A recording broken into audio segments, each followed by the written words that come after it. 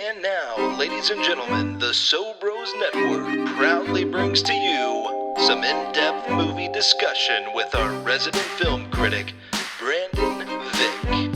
Happy evening, everyone. The Vick's Flicks podcast is here.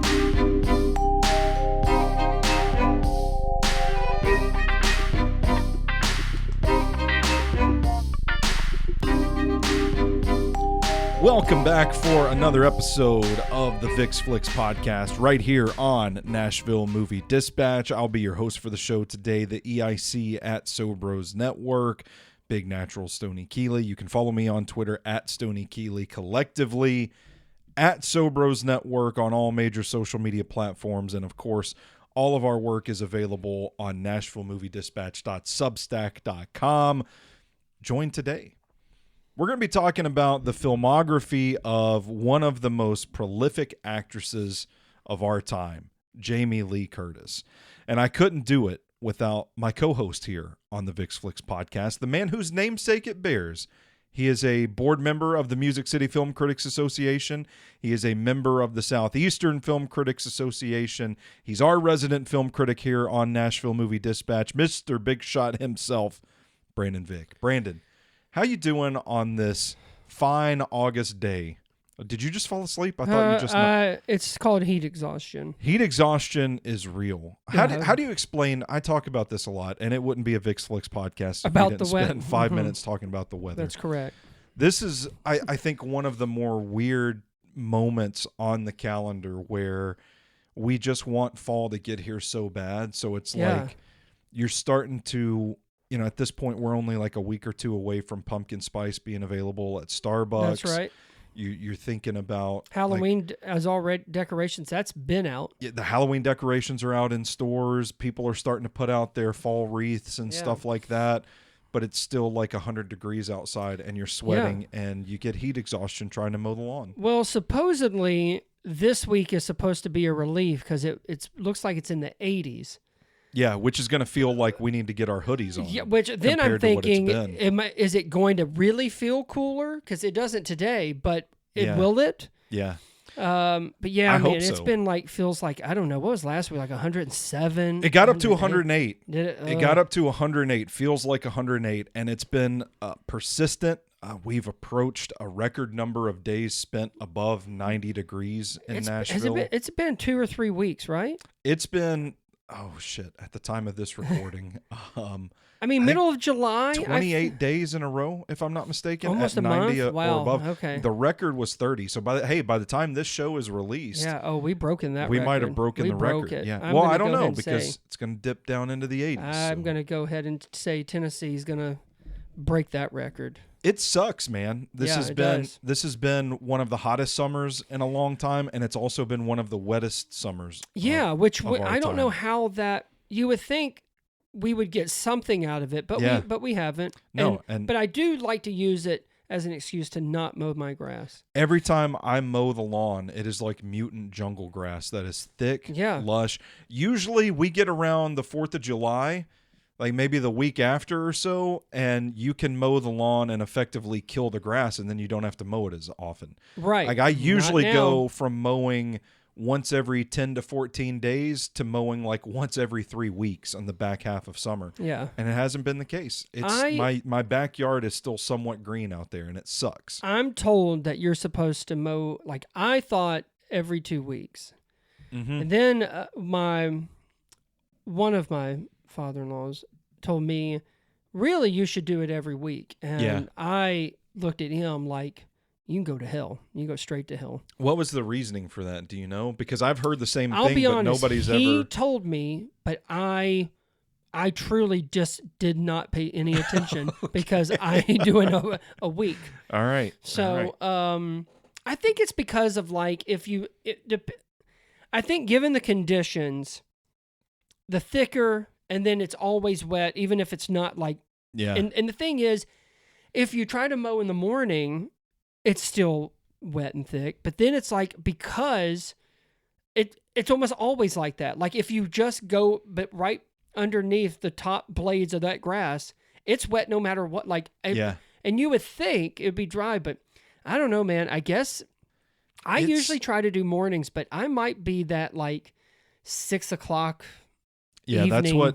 that's what I had to do the last time. And I might have I'm to. usually like, I don't care. I'm tougher than the sun. Whatever time I can It's do gross. it, that's what I'm going to do it. Yeah, but it's I've mowed my lawn at like 2 p.m., the hottest time of the day, oh and you just kind of power through and get it going. But I don't know if it's my old age. It's just that I've gotten out of shape or what. But like, I would get lightheaded out there. And I think that's when I thought, oh, next time I do this, I better wait till it cools off. I think the sun is hotter.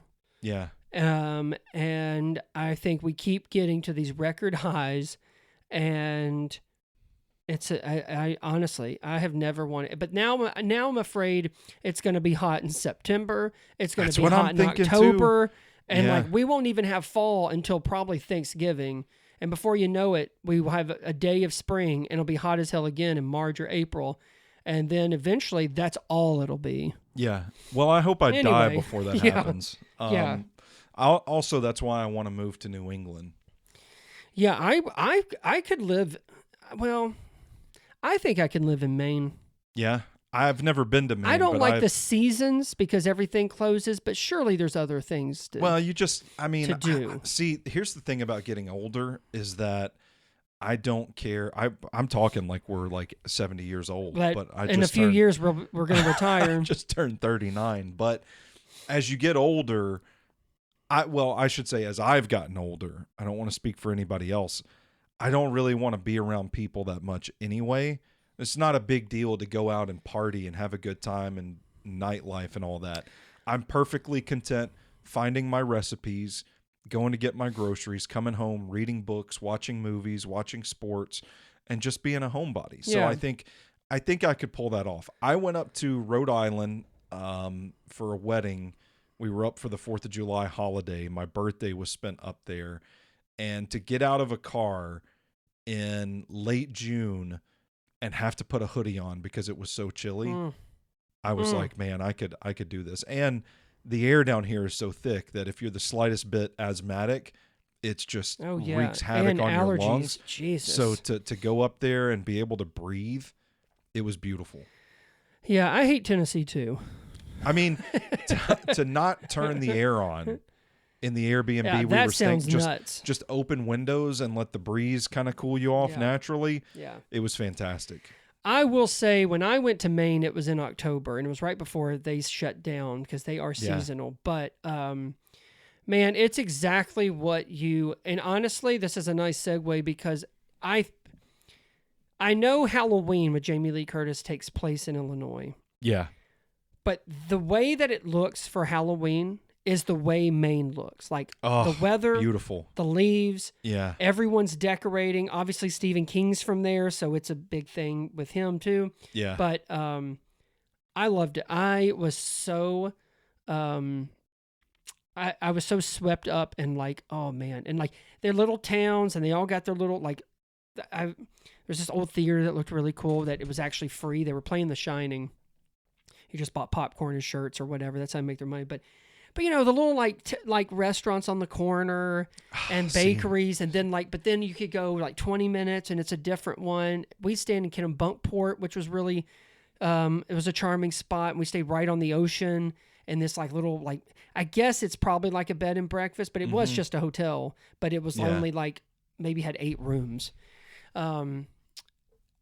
I mean, my wife was sick the whole time because she was pregnant, but aside, but she was a trooper because we went sailing and stuff. But I never imagined like retiring. Like, you know, you always think, I guess, somewhere tropical or something. But then I went to Maine. And I told her, I'm like, when I get older, I think I could do this. Yeah, my wife is Florida or bust. I mean, she's from New Jersey. Yeah. That is that northeastern thing with all the snowbirds that come down. But I feel like then just go to a different country then. I'm like, boy, maybe Apalachicola, the Forgotten Coast. Yeah. But I want some seasons. So I want to go. I still we're want in Christmas reverse. to feel like Christmas. I want to go up to the Northeast that's true. and retire because That's true. I've been down here and lived this. I bet you could probably meet in the middle and just do Gatlinburg. Oh yeah, I'm sure that'll go over well. So what have you been watching lately? It's been a minute since we caught up. Recently I watched Together, the Allison Brie, I always want to say Dave Franco body horror comedy. It was very entertaining. It is demented, it is gross, but what it basically has to say as far as like whether you're finding your soulmate and definitely on codependency, but the path that it takes to kind of hit these themes is it's knuckin' futz, but I like that one. I saw a indie movie called Sorry Baby that has gotten a lot of critical acclaim. I think her name was Eva Victoria, wrote and directed it, stars in it. The way that it's done and the way that it's edited, but it's really good. Basically, what she refers to as this very bad thing happening, but the way that it is depicted is very heartfelt, empathetic. It is funny, but it's also sort of like an Alexander Payne kind of, like there's not like these like belly laughs and everything, but it's just these little things, especially even when you're talking about this very bad thing. Yeah. Really like that. That's probably one of the best ones I've seen so far. I watched a 5-hour. Oh my God. That's right. Documentary. It doesn't matter what comes next. 5 hours. Well, it was actually done in 2 parts, and they're both about 2.5 hours. But it was the Billy Joel documentary that's on HBO Max. Okay. Called, I think it's In So It Goes, which is one of his songs. I had no idea how many songs I knew of his. If you told me pick Billy Joel or Elton John, I would say Elton John. I only know Billy Joel's Piano Man, and You Had to Be a Big Shot. But watching it, and I mean, it spans everything, which I mean, honestly, it should by 5 hours. But I have a newfound appreciation and respect for that man. I had no idea, but there's 2 songs that I did not know that he did. We Didn't Start the Fire. Mm-hmm. I had no idea that was him. I actually had heard this, but I just forgot that Billy Joel did write Shameless, the one that Garth Brooks sings as well. Yeah. But I have had the River of Dreams song stuck in my head ever since I watched it, and I have watched that video several times. But as soon as I heard In the Middle, I'm like, that's Billy Joel? Yeah. I had no idea. The man's been through a lot, and actually he's just recovering like from a brain tumor or something. So he's a very prolific artist. I mean, there's a reason that the man can still sell out Madison Square Garden. Do you know when all that started? Like, he had that residency basically at Madison Square Garden, but before that he hadn't released an album since I think 93 or 94, and he thought he was done, and then the Hurricane Sandy happened, and it was that special, that 12-12-12. And he went out there and just did like 4 songs. And this guy, and I think he's the Rolling Stone music critic, was like, if you looked on social media, people were dogging all these like old acts being, I mean, just laying it on. He's like, but there was one person that everybody was praising and loving and said he hadn't missed a beat. And it was Billy Joel. And then it started a whole new thing of Madison Square Garden. Him and Elton toured for, I think he said like 15 years. I'm just amazed. Like, to me, that's what documentaries are about, when you can love Billy Joel and you might know some, you might know the songs. But for me, going in basically, like I said, like you could have told me 3 songs. I'd be like, yeah, I was told, they've done such a good job. That Pee Wee Herman one I watched, a few months back or whatever, that one was really good. Some stuff just like that just would never be in theaters. Yeah. So I'm really appreciative of some of that they can just sit there and do like a 2-part thing, which I guess that's the new thing, because there's a Steve Martin one on Apple that came out a year ago that was in one of my top documentaries, but they did it kind of like half and half of early career and now career, but yeah, it's a 2-part Billy Joel and So It Goes, but they are both almost 2.5 hours. I wanted to catch up on Jamie Lee Curtis's filmography a little bit. Yeah, so me too. I got to watch Trading Places and A Fish Called Wanda Me for too. the first time. I rewatched True Lies for the most part. I didn't get around to True Lies, That's but the I one want to you 'cause still that's- should see. It's one of her more critically acclaimed roles. Yeah, she's great. I don't She's remember really if it was good. a BAFTA or a Golden Globe, but she got a nomination. I think for it that. was at least a Golden Globe, and Yeah. people thought she really should have gotten an Oscar nominated for supporting actress, but she is great. She walks Yeah. that line of the emotional and also as this kind of action comedy, but she really keeps that thing grounded because I mean, with Arnold and Tom Arnold, Yeah, that's so. But Tom Arnold was actually kind of funny in this. So I'll give him that. the great Tom Arnold. Yeah. Wished Gave us us a luck sh- one yeah, day, he and gave us a here we shout-out, are, yeah. all these years later. We're still going. We're still Tom going, Arnold, Tom. if you're listening, yeah. But yeah, I watched those. We watched Heat. We watched Heat Oh, recently. man. Yeah, In theaters. in theaters at the Bell Court. There's a movie review rewind podcast episode on Nashville Movie Dispatch for paid subscribers. If you're not a paid subscriber, that episode will not be released until Thanksgiving Day. Yeah. So a nice little treat for the Yeah. regular subscribers. But yeah, it's awesome. Yeah, I started The Phoenician Scheme. I watched Black Bag. There's another one from this year that I'm trying to catch up on. Did you watch Black Bag? Did you like Black Bag? I liked Black Bag. Yeah, Yeah. I thought it was pretty good. It's very, probably it's should have very been. snappy. It goes Yeah. from one thing to another. Mhm. The two dinner scenes Yeah, are the yeah, best. Yeah. Yeah. Fantastic Four, Superman. Well, we've talked about Superman. I saw Fantastic Four, and then excited and intrigued by The Naked Gun. Yes. I guess it's a legacy sequel since Liam Neeson is playing Frank Drebin. Yeah, I mean they're not Jr. ignoring that Leslie Nielsen's did I- not exist. So I guess that it would be correct. Never seen the original, so I watched that as well. And then all the Drinking With episodes that are coming up and trying to catch up on those movies Yeah. as well. It's been busy. Aura and I watched Your Friends and Neighbors, the John Hamm series on Apple TV. I like that for the most part. I liked it up until the end. I felt like it was a really good, compelling series, and I didn't like the end. It felt like think about. it just kind of felt like we're kind of wrapping things up a little too nice and neat, and I don't feel like there There's pieces of that. It doesn't work without the charm of John Hamm. Yeah, I would agree. There is and a then season 2 though. We're starting the studio. We're about 3 episodes. Oh, that's a done good on one. that, and it's That's really a- good so far. That's a fun one. Yeah. How they were able to make that all work and get the people they were on is incredible. I still want to watch Smoke.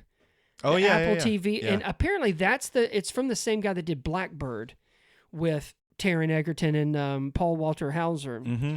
And so I'd like to see that. And Jason Momoa is in one called Chief of War. That's Apple TV. Okay. I still want to see that. Which, by the way, Paul Walter Hauser in the new Naked Gun, he's Mole Man.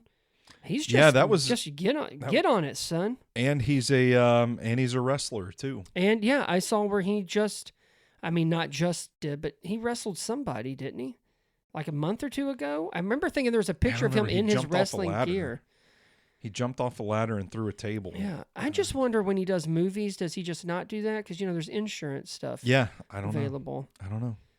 But he's also in one called Americana that comes out at the end of this month that has Sydney Sweeney in it. It looks like a Western. Ooh, do you think they kiss? Do it? Oh, I mean, I don't know. Do you think they fuck? But let me tell you, I'm going to try and get a screener to that. All right. The reason Jamie Lee Curtis is our topic of discussion today, if you guys are still with us, Yeah. is because Freakier Friday is out in theaters now.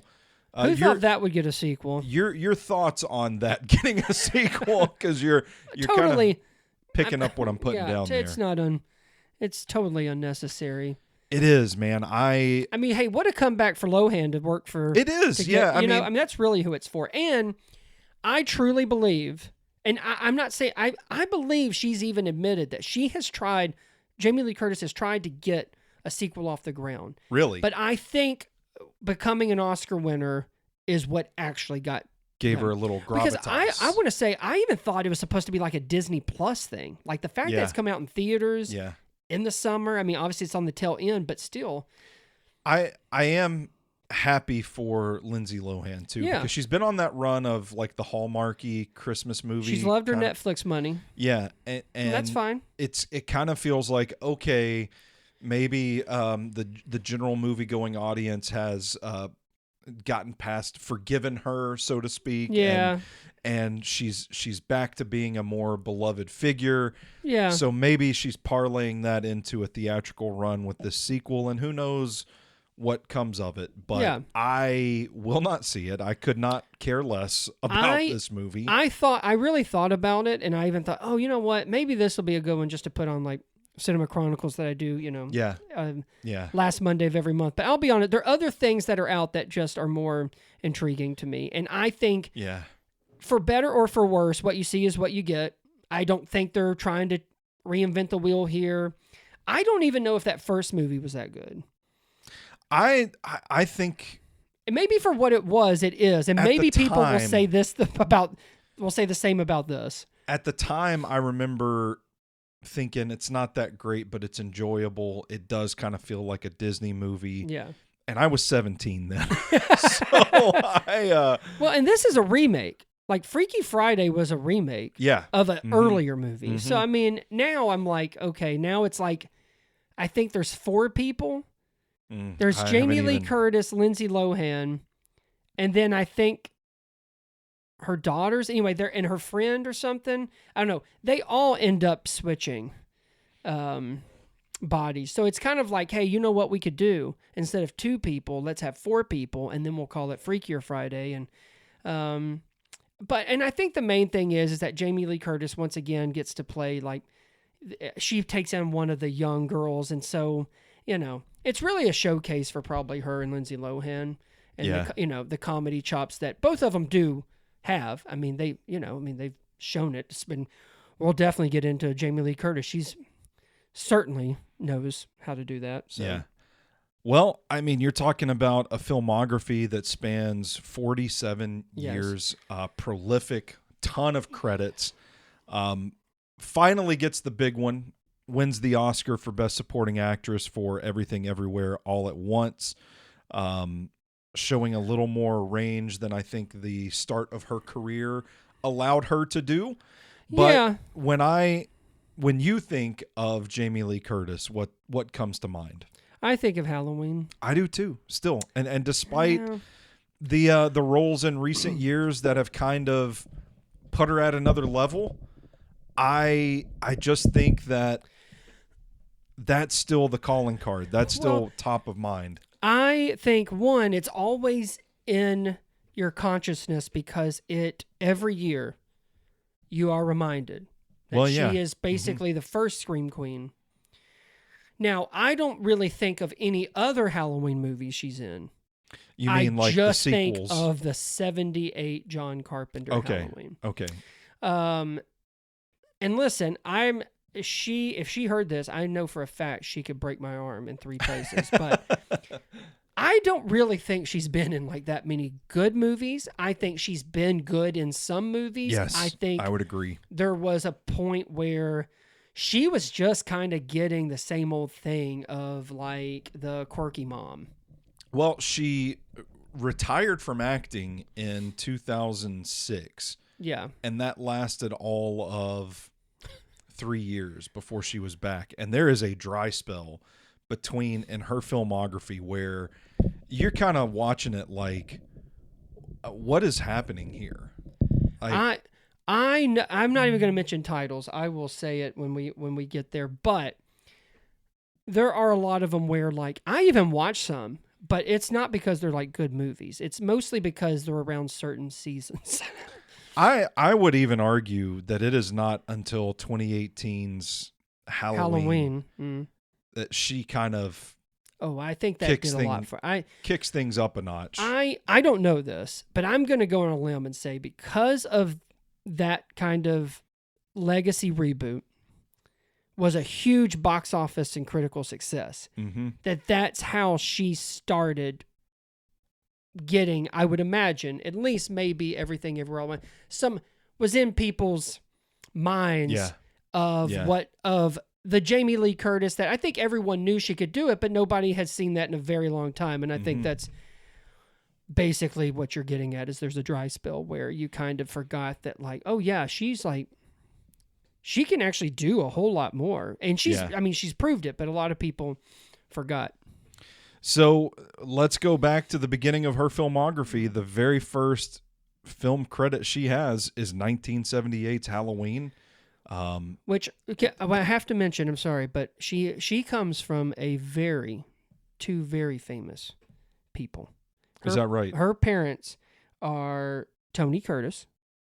So she's a Nepo baby. So something, Some Like It Hot with, right? And then Janet Leigh. How about that? And for those that don't know Janet Leigh, she is the woman who is killed in the shower in Psycho. How about that? So, yes. And she even made a comment when she won the Oscar that she never thought she'd be here, but they had never won. Yeah. And so I thought that was kind of sweet. But yeah, so yeah, she's a Nepo baby. So Halloween, the iconic role of Laurie Strode kicks off in 1978. She parlays that into a run of horror films that includes 1980's The Fog, 1980's Prom Night, which to me, if it's not Halloween, that's probably the horror performance that I think a lot of people for Prom Night. Yeah, I would think so. Yeah, I don't even remember her in The Fog, but I don't even know if I've seen that version in a very long time. And then Terror Train in 1980 as well. I have not seen that at all. 81, she's in an Australian thriller film called Road Games, and the sequel to Halloween, Halloween 2. 1982 is she's an uncredited voice role in Halloween 3 Season of the Witch, but she's not actually in that one. And then 1983, we're talking 5 years after Halloween and this run of horror movies, is when she does Trading Places, and we see a different kind of side to Jamie Lee Curtis. Oh yeah, definitely. I think there's always kind of, when you've been around as long as she has, there's always that movie that sort of has her breaking off from what she was known for and being able to show a whole different set of skills. And I would say Trading Places would probably be it, because she really was relying on the horror genre and Halloween for a little bit. Yeah, and Trading Places to this day considered one of her more kindly reviewed movies, I would say. Yeah. It's pretty popular. Yeah. I watched it for this podcast. I had never seen it before. And I don't know if it's one of those things, like maybe just the moment in time. 1983, this probably hits like crack, but and I think it didn't do it for me. And I think there's real star power in the 80s with Aykroyd and Murphy than it is now. It's like when you go back and watch it. I rewatched this as well, and I did like Jamie Lee Curtis. I think we both agree it's a little bit over the top, but I mean she's really playing it up. But I think that, I would think that's on purpose. Just Dylan. This is directed by John Landis and Eddie Murphy. No one can go more over the top than he can. But I actually found this one refreshing because it's Eddie Murphy that was young and ambitious. And but we talked about this before we started. But yeah, there are some things said in that. It's like, what? What did he say? Yeah, it's like... And actually, in one scene, it shocks Eddie Murphy, and I'm like, "Yeah, buddy, I'm shocked." Yeah, she would go on throughout the '80s to appear in a series of like romantic movies, dramas, comedies, love letters, Grandview USA, The Adventures of Buckaroo Banzai Across the Eighth Dimension, which is a bit of a cult film. And then Perfect, which we've seen the clip of her and John Travolta dancing in their workout gear. Oh, yeah. Thrusting their pelvises. Yeah. That's been going viral on social media. That's what that's from. I did not know that's what that movie was called. 1985's Perfect. 87, she's in A Man in Love, The Amazing Grace and Chuck, Dominic and Eugene. And then 88 is... what I would say is considered one of her best performances in A Fish Called Wanda. Yes, I couldn't agree more. There is a lot of things that I have either never seen or never heard Never of. heard of most of those. I couldn't even tell you a lot about Halloween 2, only because I've rarely have ever watched those sequels. And in all honesty, and Prom Night it's of the time, but it's not like, it's sort of more of the same. Yeah. Like, I mean, she's good in it, Mm-hmm. but I think that's why Halloween will always just kind of be up at the top. But yeah, I mean, and again, Trading Places, again, it's a nice role. It kind of, certainly shows a different side. But yeah, I couldn't tell you about most of those, but I can tell you, I watched A Fish Called Wanda for the first time before we did this. I really enjoyed that movie. The cast is great. I don't think Kevin Kline has ever been better. And I mean, he's done some good stuff. He's in Cate Blanchett limited series called Disclaimer that's on Apple TV. It's directed by Alfonso Cuarón, who did Gravity, and but he had the best role. Like, he had the juiciest role. But I would say Jamie Lee Curtis would be a close second. Yeah. And what she was able to do, and kind of the seductor that she is, and I kind of love the backstabbing and it's a fun movie. It's funny to look at her in Knives Out, having not seen A Fish Called Wanda. Yeah. And then going back and watching A Fish Called Wanda, and it kind of clicks. You're like, oh yeah. This works, her in this style of movie. Yeah. And it's kind of interesting to look back on it through that lens. But I did think she was really fun in this movie. She is. I thought the movie was a lot better. It's one of those that, like, you kind of hear people talking about throughout the years. Yeah. Never made time to sit down and watch it, but I'm glad that I did, because it was one that I think really is an asset to her filmography. Oh, yeah. I think this is a huge feather in the cap. Oh yeah. I almost would probably put that at the very top for me. Yeah. I really Mount Rushmore for sure. I don't know that I would disagree with that. Yeah. With True Lies outstanding, because I didn't get to go back and watch that. But I would say A Fish Called Wanda and True Lies really, I think, is her like top tier performances. I think you look through the like the first 20 years of her filmography. I think you put Halloween in there too, and it's.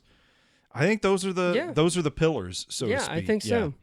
In 1990, she does a film called Blue Steel, which is also pretty well regarded. Reading through some of her, like, who's that with? That is. I know it's a famous actor, isn't it?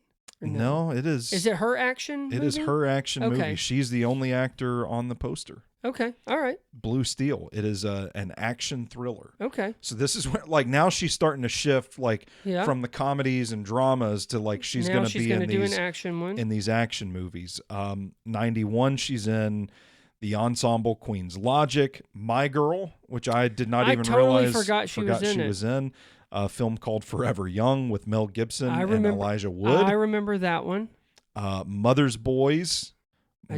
Mother's Boys. I don't remember that. Psychological thriller with Jamie Lee Curtis and Peter Gallagher. Oh, never heard of that. My Girl 2. There's a sequel apparently, Yep. and 94 was True Lies. And I'll pause there for this early 90s run. Let you talk about True Lies. I think it's bit. I think it's a nice run. I mean, movies sound good. I don't quite remember her like in My Girl. Looking back at this run from A Fish Called Wanda in 88 to True Lies in 94, does that feel, and granted we do have the benefit of hindsight, does that feel like the time frame where this was the springboard? Like, if she was going to kind of eventually get into that upper echelon of names, this was going to be the time frame when she would do it. Yes. Yeah. And I think it's because A Fish Called Wanda was such a success. Mm-hmm. Now, Kevin Kline was the only one nominated in that movie, and he actually won. But clearly, big success, and she is very much a part of that success. It wouldn't be as successful if she wasn't in it. But yes. And I think, if anything, it was almost like it was a good step. And then True Lies could have been maybe the actual part where that's where the springboard was. Yeah. You know what I mean? Like this kind of got her to the Arnold movie. And you know, she gets to have fun too. She gets in on the action, but you know, for anybody that hasn't seen it or doesn't remember, she basically is Arnold's wife.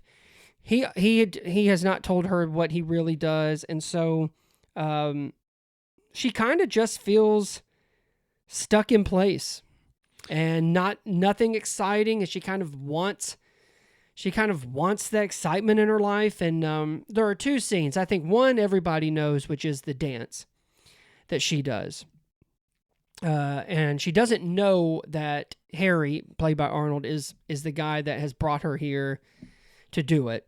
This is where things really kind of everything kind of is unveiled, and she realizes, oh, this is what he's been doing. But he thinks that she's having this affair with this guy who's pretending to be a spy, who really isn't. He just takes advantage and makes up stories, but he's actually a used car salesman. And his name is Simon, played by the wonderful Bill Paxton. And then Arnold is a guy lying about not being a spy when he really is. And his sidekick, Tom Arnold, which, how could you not? But the dance scene, which is good, but there's a lot of this kind of comedy where she like falls off the post. There's one where she's walking in heels to the room, and she's supposed to be this spy. She thinks she's been recruited, but this has all been a thing done by Harry. And so there is this there's this sexiness and silliness to it that I feel like only Jamie Lee Curtis could really do. And you can also believe, because I think she really can kick some ass.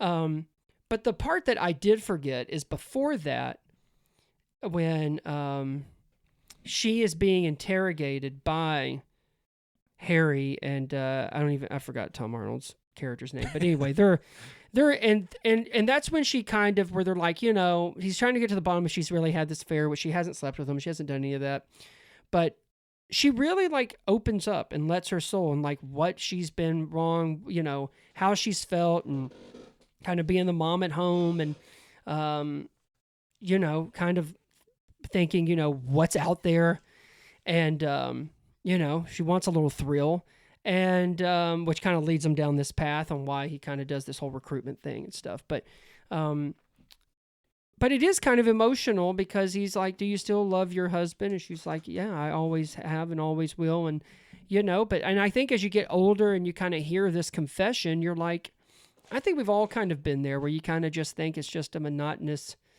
routine life, and what can I do? And then if you're of a certain age, and it's, you know, I would imagine, especially like for a woman, and you know, and then of course not knowing the line of work her husband's in. But anyway, credit to her. And honestly, I kind of see where I kind of feel like a supporting actress nomination would have been, should have been the first one. She got a Golden Globe for it. Yeah, I mean, it's not that, you know, so I kind of feel like that's where we could have at least nominated her for that. But she brings so much to a movie that I think is a lot of machoism. I mean, it's directed by James Cameron. It's got Arnold in it, but she brings such this delicate balance of a character that, which, I mean, listen, to credit to the film itself, really has her like as a full, like, developed character that has her own issues and things. And again,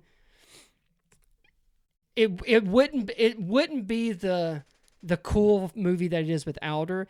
It's a 94 Arnold action movie, but she brings some kind of level-headed groundedness to it, that's where that emotion is, and that's where the heart of it is really their marriage. So I was happy to watch that again. It's been a long time. So then she closes out the 90s with House Arrest in 96, Fierce Creatures, which is... is it sort of a sequel to kind Fish of a Called sequel Wanda? to A Fish Called Wanda. Homegrown in 98, which is a dark comedy drama thriller starring Billy Bob Thornton, John Lithgow, and Hank Azaria as well. So okay.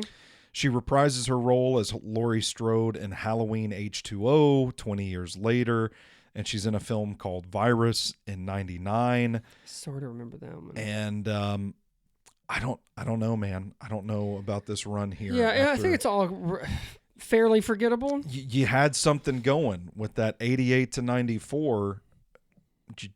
I looked in her like history section on Wikipedia. There's nothing about like why this happened.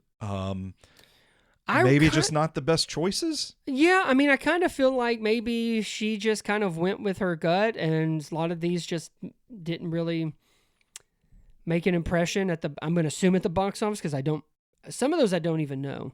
Yeah. What was I would like to sort of watch Fierce Creatures just to see those characters. I have a pretty good feeling it didn't measure up to A Fish Called Wanda. Because the comparisons obviously are there. I mean, it has John Cleese, Jamie Lee Curtis, Kevin Kline. They're all back for it. Yeah. So I don't know. But then makes you wonder, why hasn't that been like? I actually forgot about that movie entirely, much less that it actually was something for A Fish Called Wanda. Yeah. There was one that you said, not Virus. Homegrown? No. What was another one? What was the one, like one of House the first Arrest. ones? Yes. I do remember that one. And I remember thinking that one was pretty good, but I haven't seen that in a long time either. Yeah. In 2000, she kicks off the new millennium in Drowning Mona. Oh, yes. Which, Bette Midler, and that was a real... 29% from the critics I was on going to Rotten say, Tomatoes. it was what you might, for lack of a better word, kooky. Yeah. Yeah. She's in The Tailor of Panama, which is that Pierce I Brosnan? have never seen. Pierce Brosnan, Jeffrey Rush.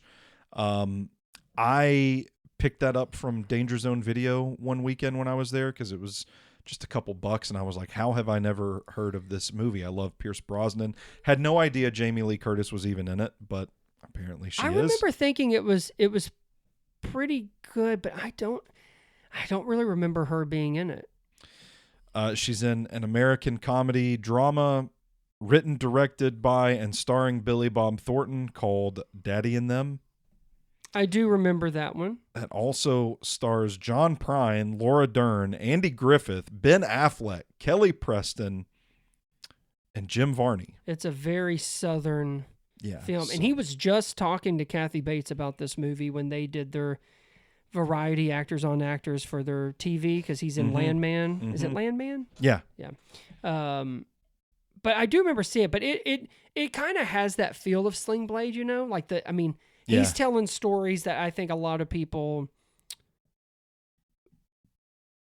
couldn't write about, that he can.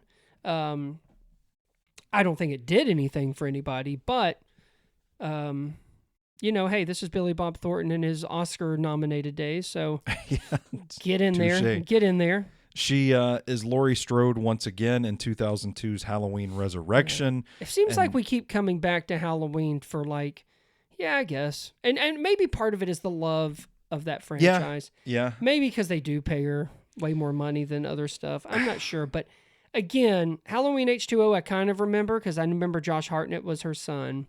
Mm-hmm. And the Resurrection was the big deal is because she actually dies in it. She gets killed at the beginning. But as you can see, no one gave a shit. No one cared. So yeah. She is in Freaky Friday in 2003, which That's I would right. say was a pretty big release That's a for boot. her. Yep. I think That meant something. that probably put her on the map for a new generation Yes, of I agree. potential fans. And I think this is what leads to these other movies. I was just about to say the same thing. 2004 is she parlays Freaky Friday into Christmas with the Cranks. Right, which Tim I think Allen, that is Dan a Aykroyd. single digit. It is not a. I haven't watched it in a long time. So I think I put this on every year during the holidays. I and it remember- is not a good movie. I remember liking it in 2004 Well, as a Christmas movie. But here's the thing: it has its moments. 5% on Rotten Tomatoes. It has its moments, but it really is such a badly done movie, and it's not really that funny. And I'd probably say I like her the best. Tim Allen is okay, I guess, but and it does kind of have that same kind of feel of like a Freaky Friday type. Yeah. Like, but it's very, it's very hokey, and it's very like, you know how like sometimes it's stupid can be fun. Well, this isn't it. She's in The Kid and I in 2005, starring Tom Arnold, and that is here we go, reunite. That is when her little break comes. Yeah, for a few. I see why that break came now. Puts acting behind her. 5% on Rotten Tomatoes in a Tom Arnold movie, and then she comes back for 2008's Beverly Hills Chihuahua. Oh, that's what got her out of retirement. Is she a voice? From there, I think she is one of the... Is she a human? She's one of the humans in it, yeah. Okay. And then she goes on a run that includes some voice roles. I'm just going to rattle these off. Go ahead. From 2010 to 2017. Or 2015, I'm sorry. Okay. You Again, The Little Engine That Could, From Up on Poppy Hill, Veronica Mars, which is the film adaptation of film based off of the show, Spare Parts, and that's it. You Again is the one, I think, with her and Kristen Bell. Betty Sigourney Weaver. Is Betty White in it? Yeah, Betty White's in it. Yeah. Mm-hmm. That's one that I think I even maybe have a review on So Bros Network about, but anyway, it's not good. Yeah. So, like... But is that how she got Veronica Mars? Maybe. Kristen Bell? Kristen Bell, yeah. I mean, it just... That's a run. That's a run of movies. I mean, it's a job. Pays the bills. Yep. Then in 2018, we get the Halloween reboot. And now we're back. I mean, to me, like this... Now, wait a minute. Where's those Actavia commercials? They're sprinkled throughout. Okay. Yeah, sprinkled throughout. Just wondering. She's in a film called An Acceptable Loss, a political thriller. I don't remember that one. Yeah, I don't. But then we go to Knives Out in 2019. Yep. Which she was awesome in. in. I loved her in that. Halloween Kills. Yep. And then Everything Everywhere All at Once and Halloween Ends, both in 2022. She's in the Haunted Mansion reboot in 2023. And in 2024, Borderlands, one of the worst movies I've seen. That's right. It's like she can't help herself. She can't. I don't know what it is. I think she thinks this will be fun. And maybe it is. It's just what happens is once that's made, the fun is over. She's in The Last Showgirl in 2024 as well. She was pretty good in that one, Pamela Anderson. And that gets us to Freakier Friday in 2025. She's also a producer on the next Paul Greengrass movie, The Lost Bus. Oh, yeah, that's got Matthew McConaughey and America Ferrera. Yeah, so she's a producer in that. And then she's in a film called a comedy drama called Ella McKay that has Woody Harrelson, Kumail Nanjiani, Rebecca Hall, and well, good for her. Yeah. So also, I must say, shout out to her on The Bear. I was about to say, like the TV filmography is probably not the best either, but recent years, she is known for her appearance on The Bear. So I will say, the Halloween 2018 is the best of the Halloween reboot. I think they each got a little worse, maybe. I would agree with that for sure. A little worse, but I see you kind of want to see that through. Yeah. So I understand that. I liked her in Knives Out. It's a great ensemble, and to be a part of the first one, I thought she did a great job. I thought it was really cool to see her as one of the main players in that one. Everything, Everywhere, All at Once, I mean, I think is what a lot of people probably remember. I mean, if not just for the performance, but for the look. Yeah, for sure. I just am surprised that she went all the way to the Oscars with that one. And that's her only nomination. I mean, she did win. But then I mean, I'm sorry, but I feel like there's other stuff she could have been nominated for. Well, like True Lies all the way back in the 90s. So I'm wondering, is this like I kind of saw it as like a legacy Oscar. Like, thanks for being here for this many decades. Here you go. Well, I was going to ask you about that because it did kind of feel like there was a bit of I don't want to say controversy. I don't think that's necessarily the right word, but I don't feel like people. I think a lot of people had the opinion that this was a lifetime achievement sort of thing. I think so. There was a little bit of backlash because a lot of people thought Angela Bassett should have won for Black Panther. Yeah. You remember, oh gosh, who was it that went on stage and said something about it? I can't remember. Was it Jonathan Majors? Or yeah, maybe... she did. He did say something. I think him and Michael B. Jordan were up there together, and he said that you're our queen or something like that. Yeah. So, you know, it was. I remember it being a little awkward that night. Well, I think I think she thought she was going to win. Like Angela Bassett. Yeah. And honestly, that performance is more deserving. That performance alone is more deserving than the Everything Everywhere All at Once performance. If you're supposedly only voting on the two performances in these two films. Yeah. So I thought Carrie Condon was better too. I wish Carrie Condon would have. I would have voted for her, but I love Banshees. That was my number one of the year. But then it's also like you can't root against Jamie Lee Curtis either. So I guess that's it. And it's still not her fault that people voted. And can I just say, through the years, I think she's just kind of like, I feel like she's just one of the real ones. Yeah. Like she just says how it is. And, you know, she did that thing on the magazine cover or something. And she like showed her body for what it was. And it was a big deal back then where she wasn't hiding. Because she always talked about how they always, you know, you had to do this and you hid this. And like, here I am. And so, I mean, I feel like she's in a way like, for many, obviously we know her as an actress, but I think she's kind of done a lot for the industry because she was born into it. She's married to Christopher Guest for I don't know how many years, who's done all these Best in Show, Mighty Wind, all those. So parts of me just feels like there was other things at play where they're like, okay, this seems not, because it does seem to where like, I just think like Christopher Plummer, for instance, right? He was in Knives Out and, you know, he won for Beginnings. It feels like the supporting things are sometimes given to the later people that are kind of seasoned.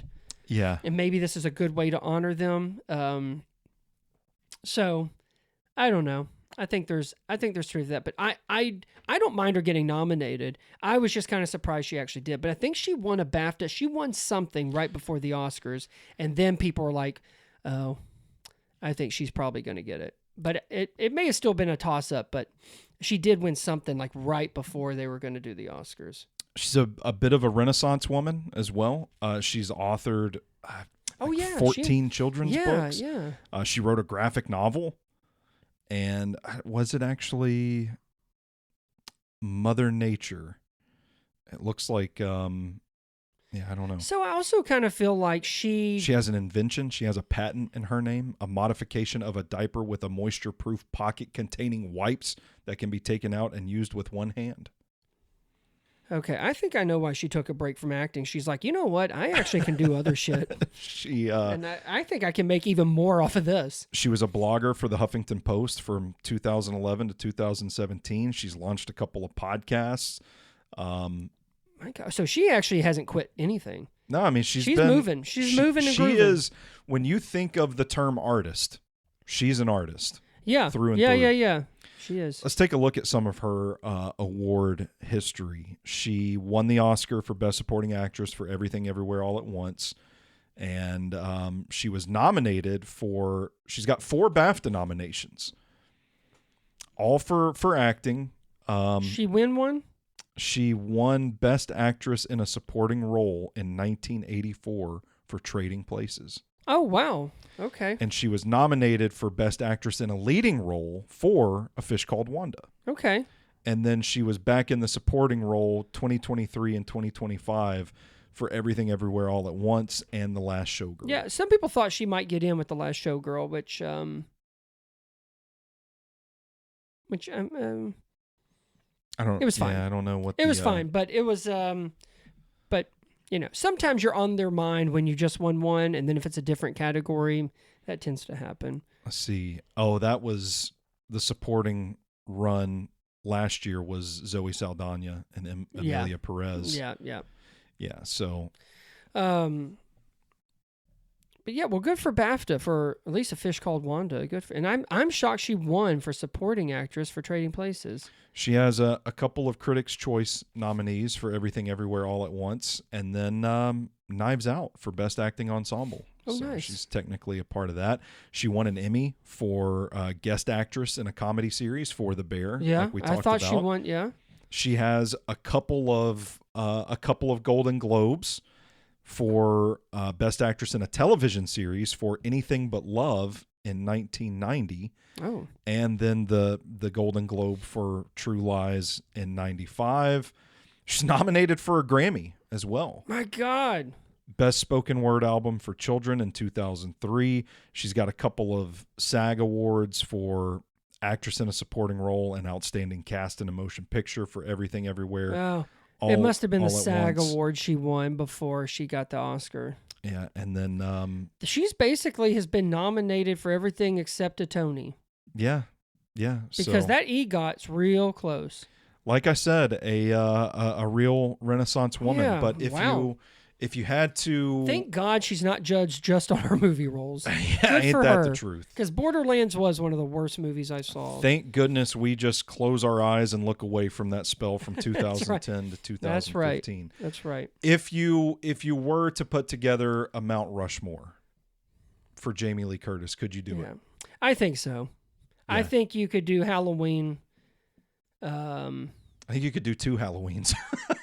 Honestly, you could. You really could. True Lies and A Fish Called Wanda. And I could put Everything Everywhere All at Once because it is such a different role, and it is to stand out in a movie like that does mean something. And it was a total. I mean, sometimes I really like just the risk of just really changing it up to the kind of movie you're in, to the kind of like the look of your character. Mhm. So I mean, it garnered some award attention, obviously. So I would probably put the original Halloween, Everything Everywhere All at Once, and then A Fish Called Wanda and True Lies would be in the middle of kind of this long stretch of a career. I think I could. Those 4, I feel like, show everything that she could ever offer in a role. And there were so many layers to each of those. And that I'm sure required totally different stuff. And, I mean, Halloween in 78 and Everything Everywhere All at Once in 2023, obviously she's not, that's a different woman from one to the other. But, so, yeah. Having not seen True Lies makes Right. this kind of complicated. So I do think I'm going to go Halloween 1978. I'm going to go A Fish Called Wanda. I think I'll also go Everything Everywhere All at Once. Yeah. And then without having seen True Lies, I think I would go with Knives Out. Yeah. I really liked her in that movie. I that was a close one too. Sometimes I guess because, and again, it's just I'm making it unfair.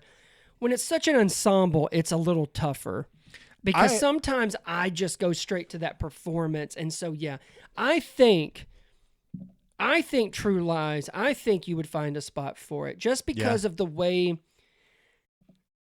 that I guess especially in the 90s and especially the guys that are doing, like, she really holds her own, but a lot of times it's she's offering up something that no one else in that movie can give you. Yeah. So I'll be interested once you see it because it's a fun movie, but she's so crucial to that story that, yeah, like I said, if she got supporting actress, got nominated for that, the biggest shocker to me is that she's just had never been nominated before at all for an Oscar. Yeah, not even nominated. Right. So was kind the of fact that this was like a yeah. one and done, I think. Be curious. We're already up against the time here for this episode, but I would be curious to go back and look at the fields in years when like True Lies was released, A Fish Called Wanda, especially. Yeah. Trading Places. Well, and especially with A Fish Called Wanda, because Kevin Kline did get nominated. So was it a weaker field in Best Supporting Actor? Like, Yeah. I don't know how he gets. I understand why he's nominated and It why was he won. fantastic. I'm just kind of surprised that Jamie Lee Curtis, no one found room for her because Yeah. I don't think either one works that well without the other. I don't know. Yeah, I'm I'd with be you. curious too. That's going to do it for us today. Any parting thoughts? This has been a really I'm good, glad we did hearty episode. I think we kind of just nailed this down like a week or so ago. Yeah. But I'm glad we did it because she is. The filmography is quite a roller coaster ride with maybe not as many highs as you would think. But I will say, she has done a lot, and some of those films that we named are, I mean, like you said, those are real pillars in kind of what people would consider to be some of the best, I think, performances, especially by an actress, and especially during those times. And it all started with a little Halloween movie is damn impressive. So good for her. Yep. Not that she needs my approval, but good for her. Well said. Well, that's going to do it for us today on the Vix Flicks podcast. As a reminder, you can check out all of our work at NashvilleMovieDispatch.substack.com. He's Brandon, I'm Stoney, and until next time, you stay classy, moviegoers.